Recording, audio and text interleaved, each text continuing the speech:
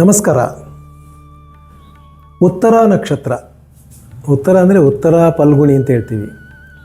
ಸಿಂಹ ರಾಶಿಯಲ್ಲಿ ಬರುತ್ತೆ, ಕನ್ಯಾ ರಾಶಿಯಲ್ಲಿ ಕೂಡ ಬರುತ್ತೆ.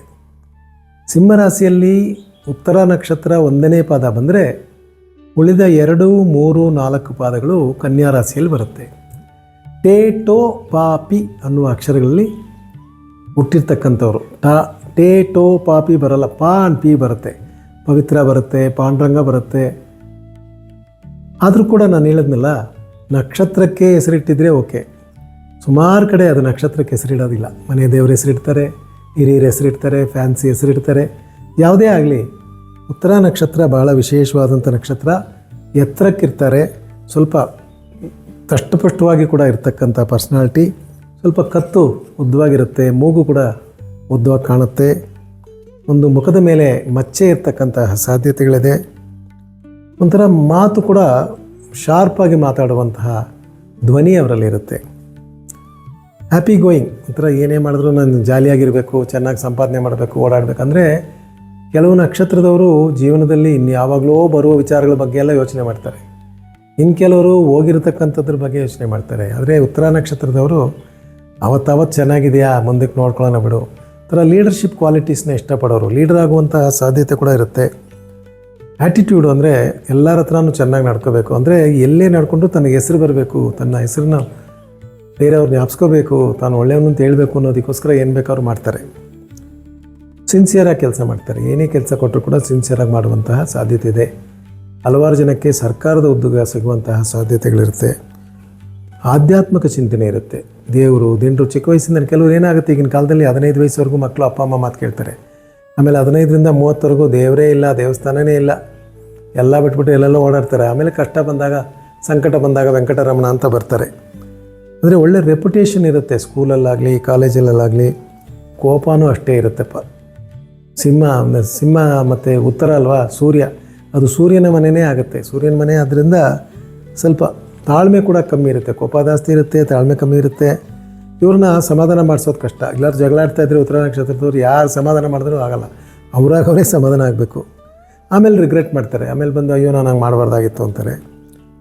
ತಪ್ಪನ್ನು ಮಾತ್ರ ಯಾವತ್ತೂ ಒಪ್ಕೊಳ್ಳಲ್ಲ. ಕೆಲವು ಮಕ್ಕಳು ಸಾರಿನೇ ಹೇಳಲ್ಲ, ಏನು ಕೇಳಿದ್ರು ಸಾರಿ ಹೇಳಲ್ಲ. ಉತ್ತರ ನಕ್ಷತ್ರದವರು ಕೂಡ ತಂದೆ ತಪ್ಪು ಅಂತ ಬೇರೆಯವರು ತಿಳಿ ಹೇಳಿದ್ರು ಕೂಡ ಅದರ ನಂತರ ಕೂಡ ಆಯ್ತು ಬಿಡಿ ಹೋಗಲಿ ಅಂತ ಹೇಳ್ತಾರೆ ಹೊರತು ತಪ್ಪನ್ನು ಒಪ್ಕೊಳ್ಳೋದಿಲ್ಲ ಅವರು. ಭಾಳ independent. Sports, games, leadership qualities ಇದನ್ನೆಲ್ಲ ಭಾಳ ಆಸಕ್ತಿ ಇರ್ತಕ್ಕಂಥವ್ರು. ಅಂಥ ಲೈನ್ನಲ್ಲೇ ಓದುವಂತಹ ಸಾಧ್ಯತೆ ಇದೆ. ಪರ್ಫೆಕ್ಟಾಗಿರಬೇಕು ಅನ್ನೋ ಆಸೆ ಪಡ್ತಾರೆ. ಅಂದರೆ ಯಾರನ್ನೂ ಯಾಮಾರಿಸೋ ಬುದ್ಧಿ ಅವರಲ್ಲಿ ಇರಲ್ಲ. ಈ ಅವಕಾಶ ಸಿಕ್ಬಿಟ್ರೆ ಇದನ್ನು ಮಾಡ್ಕೊಂಬಿಡೋಣ ಅನ್ನೋದಿರೋದಿಲ್ಲ. ಸ್ಟ್ರೈಟ್ ಫಾರ್ವರ್ಡಾಗೇ ಇರ್ತಾರೆ. ಏನೇ ಒಂದು ಮಾಡಿದ್ರೂ ಕೂಡ ಅದರಲ್ಲಿ ತನಗೇನಾದ್ರು ಆದಾಯ ಇದೆಯಾ ಅನ್ನೋ ನೋಡುವಂಥ ಗುಣ ಅವರಲ್ಲಿ ಇರುತ್ತೆ. ರಿಯಲ್ ಎಸ್ಟೇಟಲ್ಲಿ ಇರ್ತಕ್ಕಂಥವ್ರು, ಶೇರ್ ಮಾರ್ಕೆಟಲ್ಲಿ ಇರ್ತಕ್ಕಂಥವ್ರು, ಇವರೆಲ್ಲ ಕೂಡ ಹೆಚ್ಚಾಗಿ ನೋಡ್ಬೋದು. ಇನ್ನು ಕೆಲವರಲ್ಲಿ ನಾನು ಹೇಳಿದ್ದೆ, ನಾನು ಬೇರೆ ಒಪ್ಪಲ್ಲ, ಆ ರೀತಿ ಕಡಾಖಂಡಿತವಾಗಿ ಮಾತಾಡುವಂತಹ ಗುಣ ಅವರಲ್ಲಿರುತ್ತೆ. ಕಷ್ಟಪಟ್ಟು ಮೇಲೆ ಬರುವಂತಹ ಗುಣ ಇರುತ್ತೆ. ಕೆಲವ್ರಿಗೆ ಏನು ಹೇಳ್ತೀವಿ, ಕಷ್ಟಪಟ್ಟು ಮೇಲೆ ಬಂದಿದ್ದಾನೆ ಆದ್ದರಿಂದ ಕೋಪ ಪಡ್ತಾನೆ ಅಂತಾರೆ. ಇನ್ನು ಕೆಲವರು ಅವನು ದುಡ್ಡು ಕಾಸು ಜಾಸ್ತಿ ಇದೆ ಅಂತ ಕೋಪ ಪಟ್ಟಿದ್ದಾನೆ ಅಂತಾರೆ. ಇನ್ನು ಕೆಲವರು ಚೆನ್ನಾಗಿ ಓದಿದ್ದಾನೆ ಅದಕ್ಕೆ ಅಂತಾರೆ. ಇಲ್ಲ, ಕಾರಣ ಅದಲ್ಲ. ನಮ್ಮಲ್ಲೇ ಒಂದು ಒಳ್ಳೆಯ ಗುಣ ಇರುತ್ತೆ, ಅದಕ್ಕೆ ವಿರುದ್ಧವಾದ ಗುಣ ಕೂಡ ಇರುತ್ತೆ. ಒಳ್ಳೆಯ ಗುಣಗಳನ್ನು ಬೆಳೆಸ್ಕೊಂಡು ವಿರುದ್ಧವಾದ ಗುಣಗಳನ್ನು ಕಮ್ಮಿ ಮಾಡ್ಕೊಳ್ಳೋದೇ ಜ್ಯೋತಿಷ. ತಂದೆ ತಾಯಿ ಆಸ್ತಿ ಇವರಿಗೆ ಸಾಮಾನ್ಯವಾಗಿ ಬರಲ್ಲ. ಪಿತರಾರ್ಜಿತ ಆಸ್ತಿ ಅಂತೀವಲ್ಲ, ಹೆಚ್ಚಾಗಿ ಬರಲ್ಲ. ಒಂದು ವೇಳೆ ಇದ್ದರೂ ಕೂಡ 4 ಗಂಡ್ಮಕ್ಳಿದ್ರು, ಒಬ್ಬ ಉತ್ತರ ನಕ್ಷತ್ರದವನು ಬೆಂಗಳೂರಲ್ಲಿ ಇದ್ದಾನೆ, ಬೇರೆಯವರು ಹಳ್ಳಿಯಲ್ಲಿದ್ದಾರೆ ಅಂದರೆ ಹಳ್ಳಿಯಲ್ಲಿರ್ತಕ್ಕಂಥವರು ತಮ್ಮನಿಗೆ ಏನು ಕೊಡೋದು ಬೇಡ, ಅವನು ಸಿಟಿಯಲ್ಲಿ ದುಡ್ಡು ಸಂಪಾದನೆ ಮಾಡ್ಕೊಂಡಿರ್ತಾನೆ ಅನ್ನೋ ಒಂದು ಭಾವನೆಗೆ ಬಂದುಬಿಡ್ತಾರೆ. ಟೀಚಿಂಗು, ಕೋಚಿಂಗು, ಕಂಪ್ಯೂಟರ್ಸು ಇವರಲ್ಲೆಲ್ಲ ಭಾಳ ವಿಶೇಷವಾದಂಥ ಆಸಕ್ತಿ ಇರ್ತಕ್ಕಂಥವ್ರು. ಮ್ಯಾನೇಜ್ಮೆಂಟ್ ಟ್ರೈನೀಸು ಇವರೆಲ್ಲ ಕೂಡ ಭಾಳ ಚೆನ್ನಾಗಿರ್ತಾರೆ. ಮನೆತನ ತಗೊಂಡ್ರೆ ಸಾಮಾನ್ಯ ಅಂದರೆ ಮದುವೆ ವಿಚಾರದಲ್ಲಿ ಸ್ವಲ್ಪ ಅವರಿಗೆ 20ನೇ ವಯಸ್ಸು ಆದಮೇಲೆ ರಾಹು ದಶೆ ಬರೋದ್ರಿಂದ ಸ್ವಲ್ಪ ಏರುಪೇರೇ ಇರುತ್ತೆ ಜೀವನದಲ್ಲಿ. ಹೆಂಡತಿ ಬುದ್ಧಿವಂತಲಾಗಿರ್ತಾಳೆ. ಕೆಲವು ಸಮಯ ಹೆಂಡತಿ ಮಾತು ಇವರು ಕೇಳಿದ್ರು ಕೂಡ ಸರಿಯಾದ ರೀತಿಯಲ್ಲಿ ಜೀವನವನ್ನು, ಮನೆತನವನ್ನು, ವ್ಯಾಪಾರವನ್ನು ಸರಿಪಡಿಸ್ಕೊಳ್ಳೋದಕ್ಕೆ ಸಾಧ್ಯತೆಗಳಿದೆ. ಆರೋಗ್ಯದ ವಿಚಾರ ಬಂದಾಗ ಅಲ್ಲಿನ ತೊಂದರೆ ಬರುವ ಸಾಧ್ಯತೆ, ತಲೆನೋವು ಬರುವ ಸಾಧ್ಯತೆ, ಬಾಡಿ ಏಕೆ ಯಾವಾಗಲೂ ಮೈಕೈಯಾಗ ನೋವು ಅಂತಾರಲ್ಲ, ಅದು ಕೂಡ ಇವು ಸ್ವಲ್ಪ ಗಮನ ತಗೋಬೇಕು. ಲಿವರ್ ಟ್ರಬಲ್, ಕೆಲವರಿಗೆ 20 ವಯಸ್ಸಿನ ನಂತರ 25 ವಯಸ್ಸಿನ ನಂತರ ಕುಡಿಯುವ ಅಭ್ಯಾಸ ಹೆಚ್ಚಾಗಿ ಬರೋದ್ರಿಂದ ಲಿವರ್ ಟ್ರಬಲ್ ಬರುವ ಸಾಧ್ಯತೆ ಇದೆ. ಅದನ್ನು ಹುಷಾರಾಗಿ ನೋಡ್ಕೋಬೇಕು. ಹೆಣ್ಣು ಮಕ್ಕಳಿಗೆ ಮೀಡಿಯಮ್ ಹೈಟ್ ಇರ್ತಾರೆ. ಇದರಲ್ಲಿ ಉತ್ತರ ನಕ್ಷತ್ರದ ಹೆಣ್ಣುಮಕ್ಕಳು ಸಾಮಾನ್ಯ ಎತ್ತರ ಇರ್ತಾರೆ, 5 ಕಾಲು 5 ಅಡಿ ಇರ್ತಾರೆ. ಸಾಫ್ಟ್ ಸ್ಪೋಕನ್, ಮೆತ್ತಗೆ ಮಾತಾಡುವಂಥವರಾಗಿರ್ತಾರೆ. ಮೂಗು ಸ್ವಲ್ಪ ಎತ್ತರವಾಗಿರುತ್ತೆ. ಮುಖದ ಮೇಲೆ ಮಚ್ಚೆಗಳಿರುವಂತಹ ಸಾಧ್ಯತೆಗಳು ಕೂಡ ಇದೆ.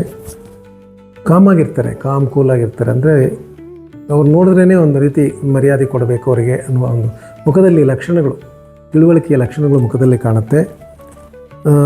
ಯಾರೂ ವೈರಿಗಳಾಗಿ ಭಾವಿಸೋದಿಲ್ಲ ಅವರು, ಯಾರೂ ವೈರಿಗಳು ಕೂಡ ಅವ್ರಿಗೆ ಇರೋದಿಲ್ಲ. ಥರ ಖುಷಿಯಾಗಿರೋದಕ್ಕೆ ಇಷ್ಟಪಡ್ತಾರೆ. ಆದರೂ ಕೂಡ ಕೋಪ ಬರೋಲ್ಲ. ಬಂದುಬಿಟ್ರೆ ಎಲ್ಲ ಸೇರಿ ಒಂದೇ ಸಲ ಪಟಾಕಿ ಹೊಡೆದಂಗೆ ಹೊಡೆದ್ಬಿಡ್ತಾರೆ.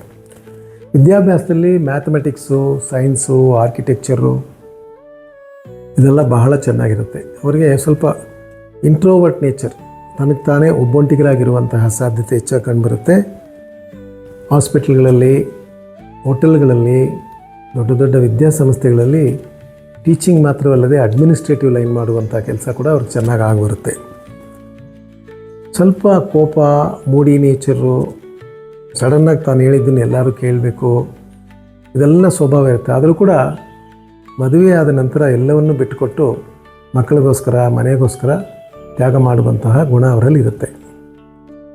ಆರೋಗ್ಯದ ವಿಚಾರಕ್ಕೆ ಬಂದಾಗ ನರಗಳ ಸಂಬಂಧಪಟ್ಟಂತಹ ತೊಂದರೆ, ಡಿಪ್ರೆಷನ್ನು, ಟೆನ್ಷನ್ನು ಇದೆಲ್ಲ ಬರುವ ಸಾಧ್ಯತೆ ಇದೆ.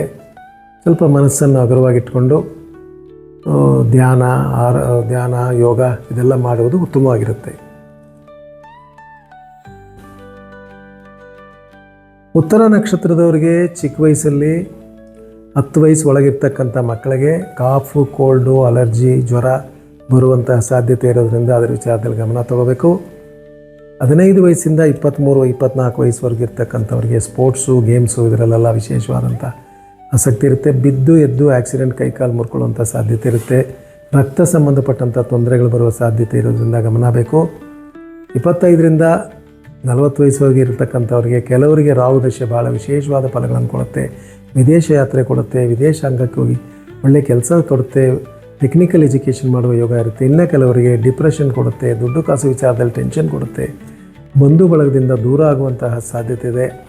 ಆ ಸಮಯದಲ್ಲಿ ಸ್ವಲ್ಪ ಒಳ್ಳೆಯ ಸಲಹೆ ಪಡ್ಕೊಂಡು ಜೀವನವನ್ನು ಹೇಗೆ ನಡೆಸ್ಕೋಬೇಕು ಅಂತ ತಿಳ್ಕೊಂಡ್ರೆ ಯಾವುದೇ ರೀತಿಯ ತೊಂದರೆಗಳಿರಲ್ಲ. 45 ವಯಸ್ಸು ಮೇಲೆ ಇರ್ತಕ್ಕಂಥವರಿಗೆ ಒಳ್ಳೆಯ ಮನೆತನ ಸಿಗುತ್ತೆ, ಒಳ್ಳೆಯ ಸಂಬಂಧಿಕರು ಸಿಗ್ತಾರೆ, ಮಕ್ಕಳ ವಿಚಾರದಲ್ಲಿ ಸಮಾಧಾನ ಸಿಗುತ್ತೆ.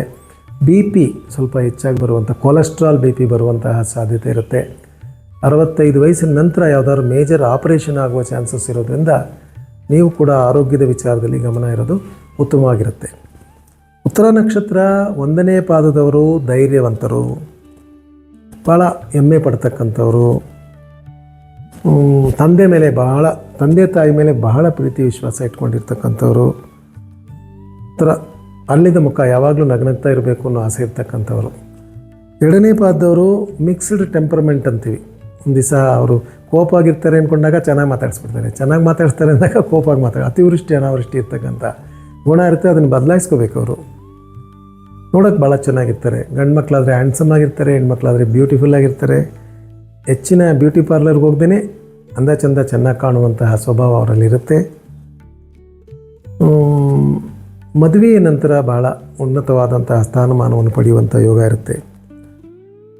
ಈ ಅಕಲ್ಟಿಸಮ್ ಅಂತ ಹೇಳ್ತೀವಿ, ಅಂದರೆ ದೇವರು, ದಿಂಡ್ರು, ಪೂಜೆ, ಪುನಸ್ಕಾರ, ಮಾಟ, ಮಂತ್ರ ಇದೆಲ್ಲವನ್ನು ತಿಳ್ಕೊಳ್ಳೋದ್ರಲ್ಲಿ ಒಂಥರ ಸಸ್ಪೆನ್ಸ್ ಥ್ರಿಲ್ಲರ್ ಅಂತಾರಲ್ಲ, ಆ ಥರ ಎಲ್ಲ ತಿಳ್ಕೊಳ್ಳುವಂಥ ಆಸೆ ಅವರಲ್ಲಿ ಹೆಚ್ಚಾಗಿರುತ್ತೆ. ಯಾವಾಗಲೂ ಏನಾದ್ರು ಬದಲಾವಣೆಗಳು ಬೇಕು ಅನ್ನುವಂಥ ಸ್ವಭಾವ ಅವರಲ್ಲಿರುತ್ತೆ. ಉತ್ತರ ನಕ್ಷತ್ರ 3ನೇ ಪಾದದವರು ಆಕರ್ಷಕಕರವಾದವರು, ನೋಡೋದಕ್ಕೆ ಒಂಥರ ನೋಡಿದ ತಕ್ಷಣ ಇನ್ನೊಂದು ಸಲ ನೋಡಬೇಕು ಅನ್ಬೇಕು. ಅಥವಾ ಒಂದು ಸಲ ನೋಡಿದರೆ ಇವ್ರನ್ನೆಲ್ಲೋ ನೋಡಿದ್ನಲ್ಲ ಅಂತ ನಾವು ಅಂದ್ಕೊಳ್ಳೋ ಥರ ಅವ್ರು ಇರ್ತಾರೆ. ಅಣ್ಣ ತಮ್ಮ ಅಕ್ಕ ತಂಗಿ ಹತ್ರ ಅಡ್ಜಸ್ಟ್ ಆಗಲ್ಲ. ಚಿಕ್ಕ ವಯಸ್ಸಿನ ಮೇಲೆ ಸ್ವಲ್ಪ ಕಿತ್ತಾಟ ಇರುತ್ತೆ. ಒಳ ಬುದ್ಧಿವಂತರು. ಆಧ್ಯಾತ್ಮಿಕ ಚಿಂತನೆ ಬೇರೆ, ಅಡ್ಜಸ್ಟ್ಮೆಂಟ್ ಬೇರೆ. ನಮ್ಮಲ್ಲಿ ಏನು ಹೇಳ್ತಿದ್ರೆ ಆಧ್ಯಾತ್ಮಿಕ ಚಿಂತನೆ ಇರೋರು ಅಡ್ಜಸ್ಟ್ಮೆಂಟ್ಗೆ ರೆಡಿ ಇರಬೇಕು. ಇವರೆಲ್ಲ ಅಡ್ಜಸ್ಟ್ಮೆಂಟ್ ಇರಲ್ಲ, ಆಧ್ಯಾತ್ಮದ ಬಗ್ಗೆ ಮಾತಾಡ್ತಾರೆ. 35-40 ವಯಸ್ಸಿನ ನಂತರ ಭಾಳ ಪ್ರತಿಭಾವಂತರಾಗುವಂಥ ಯೋಗ ಇರುತ್ತೆ. ಉತ್ತರ ನಕ್ಷತ್ರ 4ನೇ ಪಾದದವರು ದುಡ್ಡು ಕಾಸು ಚೆನ್ನಾಗಿ ಸಂಪಾದನೆ ಮಾಡ್ಕೋತಾರೆ. ಹೊಟ್ಟೆ ಕಿಚ್ಚು ಪಡಲ್ಲ ಯಾರ ಮೇಲೂ. ಯಾರು ಹೆಂಗಾರು ಹೋಗಲಿ ನಾನು ಚೆನ್ನಾಗಿದ್ದೀನಿ ಅನ್ನೋ ಒಂದು ಭಾವನೆ ಇರುತ್ತೆ. ಕಂಪ್ಯಾರಿಸನ್ ಮಾಡಲ್ಲ. ಸಾಮಾನ್ಯವಾಗಿ ಎಲ್ಲರೂ ಕಂಪೇರ್ ಮಾಡ್ಕೋತಾರೆ, ಇವ್ರು ಮಾಡೋದಿಲ್ಲ. ಆದರೂ ಕೂಡ ಇವರಿಗೆ ಎಲ್ಲರ ಮೇಲೆ ಒಂದು ಡಾಮಿನೆಂಟ್ ನೇಚರ್ ಇರುತ್ತೆ. ತಾನು ಸಾಧಿಸ್ದೆ, ತಾನು ಮಾಡಿದೆ ಅಂತ ಇನ್ನೊಬ್ರು ಹೇಳಿ ತೋರಿಸಿದ್ರೆ ಅದಕ್ಕೆ ಖುಷಿ ಪಡುವಂಥ ನೇಚರ್ ಇರುತ್ತೆ. ಒಟ್ಟು ಮೊತ್ತದಲ್ಲಿ ಉತ್ತರ ನಕ್ಷತ್ರ, ಸೂರ್ಯನ ನಕ್ಷತ್ರ ಹುಟ್ಟುತ್ತಾನೆ ಒಳ್ಳೆಯ ಬ್ರೈಟ್ನೆಸ್ಸು, ಪ್ರತಿಭಾವಂತಿಕೆ ಎರಡೂ ಸೇರಿ ಬರುವಂಥ ನಕ್ಷತ್ರ. ತಮ್ಮ ತಮ್ಮ ಜಾತಕದ ಪ್ರಕಾರ ಅದನ್ನು ಸರಿಪಡಿಸ್ಕೊಂಡು ಇನ್ನು ಉತ್ತಮ ಸ್ಥಾನಮಾನವನ್ನು ಹೊಂದೋದಕ್ಕೆ ಎಲ್ಲ ವಿಧವಾದಂಥ ಅವಕಾಶಗಳು ಇರುತ್ತೆ. ನಮಸ್ಕಾರ. ಉತ್ತರ ನಕ್ಷತ್ರದವರು ಸೂರ್ಯನನ್ನು ನಮಸ್ಕಾರ ಮಾಡಿ ಆದಿತ್ಯ ಹೃದಯ ಸ್ತೋತ್ರ ಅಂತಿದೆ, ಆದಿತ್ಯ ಹೃದಯ ಸ್ತೋತ್ರವನ್ನು ಹೇಳ್ಕೊಂಡ್ರೆ ವಿಶೇಷವಾದ ಫಲ ಸಿಗುತ್ತೆ. ಪುಬ್ಬ ನಕ್ಷತ್ರ 1ನೇ ಪಾದದಲ್ಲಿ ಹುಟ್ಟಿದವರು ಸ್ವಲ್ಪ ರಿಸ್ಕ್ ತೊಗೊಳ್ತಾರೆ. ಏನೇ ಮಾಡೋಕ್ಕೋದ್ರೂ ನಾನು ಮಾಡ್ತೀನಿ, ಕೆಲವು ಸಮಯ ಹೇಳ್ತೀವಿ ಹಾಳಾಗೋತಿಲ್ಲದೆ ದುಮ್ಮುಗ್ಬಿಡ್ತಾರೆ ಅಂತೇಳಿ. ವ್ಯಾಪಾರದಲ್ಲಾಗಲಿ ವ್ಯವಹಾರದಲ್ಲಾಗಲಿ ಸ್ವಲ್ಪ ಚುರುಕಂತ ಟಕ್ಕಂತ ತೀರ್ಮಾನ ತಗೊಂಡು ತೊಂದರೆಗೊಳಪಡುವಂತಹ ಚಾನ್ಸಸ್ ಇದೆ. ಭಾಳ ಒಳ್ಳೆಯವರು, ಕೋಪಿಷ್ಟರಾದರೂ ಕೂಡ ಕೋಪ ಇರೋ ಕಡೆ ಗುಣ ಇರುತ್ತೆ ಅಂತಾರಲ್ಲ, ಅದಕ್ಕೆ ಬಹಳ ಉದಾಹರಣೆ ಪುಬ್ಬ ನಕ್ಷತ್ರ 1ನೇ ಪಾದದವರು. ವ್ಯಾಪಾರದಲ್ಲಿ ಬಹಳ ವಿಶೇಷವಾದಂತಹ ಆಸಕ್ತಿ ಇರುತ್ತೆ, ಚೆನ್ನಾಗಿ ವ್ಯಾಪಾರ ಮಾಡ್ತಾರೆ. ಕೆಲವೊಮ್ಮೆ ಹೆಣ್ಮಕ್ಳು ಗಂಡು ಮಕ್ಕಳನ್ನ ಇಷ್ಟಪಡಲ್ಲ, ಗಂಡು ಮಕ್ಕಳು ಹೆಣ್ಮಕ್ಳನ್ನ ಇಷ್ಟಪಡಲ್ಲ. ಅದನ್ನೆಲ್ಲ ಬಿಟ್ಟು ಎಲ್ಲರೂ ಒಂದೇ, ಎಲ್ಲರೂ ದೇವರ ಆಶೀರ್ವಾದ ಪಡೆದವರು ಅನ್ನೋ ಒಂದು ಭಾವನೆ ಇದ್ದರೆ ಇನ್ನೂ ಹೆಚ್ಚಿನ ಸೌಲಭ್ಯಗಳು, ಸೌಕರ್ಯಗಳು ಜೀವನದಲ್ಲಿ ಸಿಗುತ್ತೆ. ಪುಬ್ಬ ನಕ್ಷತ್ರ 2ನೇ ಪಾದದವರು ಸಾಮಾನ್ಯವಾಗಿ ವ್ಯವಸಾಯ ಮಾಡೋಕ್ಕೆ ಇಷ್ಟಪಡ್ತಾರೆ, ಮನೆತನನ ಭಾಳ ಇಷ್ಟಪಡ್ತಾರೆ. ಭಾಳ ಎಲ್ರಿಗೂ ಹೆಲ್ಪ್ ಮಾಡಬೇಕು ಅಂತ ಒಂದು ಗುಣ ಅವರಲ್ಲಿ ಹೆಚ್ಚಾಗಿರುತ್ತೆ. ಅಷ್ಟು ಪಾಪ್ಯುಲರ್ ಆಗಿರಲ್ಲ, ಪ್ರತಿಭಾವಂತರಾಗಿರಲ್ಲ, ಆದರೆ ಎಲ್ಲ ಸಾಧನೆಗಳನ್ನು ಮನೆಯಲ್ಲಿ ಮಾಡಿರ್ತಾರೆ, ಜವಾಬ್ದಾರಿ ತೊಗೊಂಡಿರ್ತಾರೆ. ಅಲ್ಲಿನ ಪ್ರಾಬ್ಲಮ್ ಹೆಚ್ಚು ಬರುವ ಸಾಧ್ಯತೆ ಇರೋದ್ರಿಂದ ಚಿಕ್ಕ ವಯಸ್ಸಿಂದ ಅದನ್ನು ನೋಡ್ಕೋಬೇಕು. ಪುಬ್ಬ ನಕ್ಷತ್ರ 3ನೇ ಪಾದದವರು ಹೆಮ್ಮೆ ಪಡ್ತಕ್ಕಂಥವ್ರು, ತಾವು ಮಾಡಿದಂಥ ಕೆಲಸಗಳ ಬಗ್ಗೆ ಎಲ್ಲರಿಗೂ ಹೇಳಿ ತೋರ್ಸೋಕ್ಕಂಥವ್ರು. ಕೆಲವು ಸಮಯ ಕೆಲವರು ಜಂಬ ಹೊಡ್ಕೊತಾನೆ ಅಂತ ಹೇಳ್ಬೋದು, ಆದರೂ ಕೂಡ ಧೈರ್ಯವಾಗಿ ಎಲ್ಲರ ಮುಂದೆನೂ ನಾನು ಇಂಥದ್ದು ಮಾಡಿದೆ ಅಂತ ಹೇಳುವಂತಹ ಸ್ವಭಾವ ಅವರಲ್ಲಿ ಇರುತ್ತೆ. ಪ್ರಾಣಿ ಪಕ್ಷಿ ಪ್ರಕೃತಿ ಭಾಳ ಇಷ್ಟಪಡೋರು, ಭಾಳ ವೈಲ್ಡ್ ಲೈಫ್ ಫೋಟೋಗ್ರಾಫರ್ಸು, ಈ ಒಂಥರ ಎನ್ವಿರೋನ್ಮೆಂಟಿಸ್ಟು, ಇವರೆಲ್ಲ ಭಾಳ ಜನ ಪುಬ್ಬ ನಕ್ಷತ್ರ 3ನೇ ಪಾದದಲ್ಲಿ ಇದ್ದಾರೆ. ಭಾಳ ಜವಾಬ್ದಾರಿ ತೊಗೊಂಡು ಎಲ್ಲ ಕೆಲಸವನ್ನು ಮಾಡೋರಾಗಿರ್ತಾರೆ. ಪೊಲೀಸು, ಲಾಯರು, ಮಿಲಿಟರಿ ಎಲ್ಲದರಲ್ಲೂ ಕೂಡ ಪ್ರತಿಭಾವಂತರು. ಆ ಲೈನ್ನಲ್ಲಿ ಭಾಳ ಹೆಸರು ಪಡೆದಿರ್ತಕ್ಕಂಥವ್ರು ಪುಬ್ಬ ನಕ್ಷತ್ರದವ್ರು ಇರ್ತಾರೆ. ನೀ problem, ankle problem, back problem ಬರುವ ಸಾಧ್ಯತೆ ಇರೋದ್ರಿಂದ ವ್ಯಾಯಾಮ ಅಗತ್ಯ. ಪುಬ್ಬ ನಕ್ಷತ್ರ 4ನೇ ಪಾದದವರು ಸ್ವಲ್ಪ ಯಾಕೋ ಯಾವಾಗಲೂ ಶೋಕದಲ್ಲಿರ್ತಕ್ಕಂಥವ್ರು, ಸ್ವಲ್ಪ ಅಳುಬುರುಕ್ತನ ಅವರಲ್ಲಿ ಇರುತ್ತೆ. ಇಲ್ಲೇ ಸಿಕ್ಬಿಟ್ರು ಕೂಡ ದುಡ್ಡಿನ ವಿಚಾರ, ಆರೋಗ್ಯದ ವಿಚಾರ, ಏನೋ ತೊಂದರೆಗಳನ್ನ ಹೇಳ್ಕೊಳ್ಳೋರಾಗೇ ಇರ್ತಾರೆ. ಸ್ವಲ್ಪ ಮನಸ್ಸು ನೆಮ್ಮದಿಗೋಸ್ಕರ ಅವರು ಯೋಗ ಮಾಡೋದು, ದೇವಸ್ಥಾನಗಳಿಗೆ ಹೋಗೋದು ಅಥವಾ ಒಳ್ಳೆಯ ಸ್ನೇಹಿತರ ಹತ್ರ ಸಲಹೆ ಪಡೆಯೋದೆಲ್ಲ ಮಾಡಿದ್ರೆ ಇನ್ನೂ ವಿಶೇಷವಾದಂಥ ಫಲಗಳು ಅವ್ರಿಗೆ ಸಿಗುತ್ತೆ.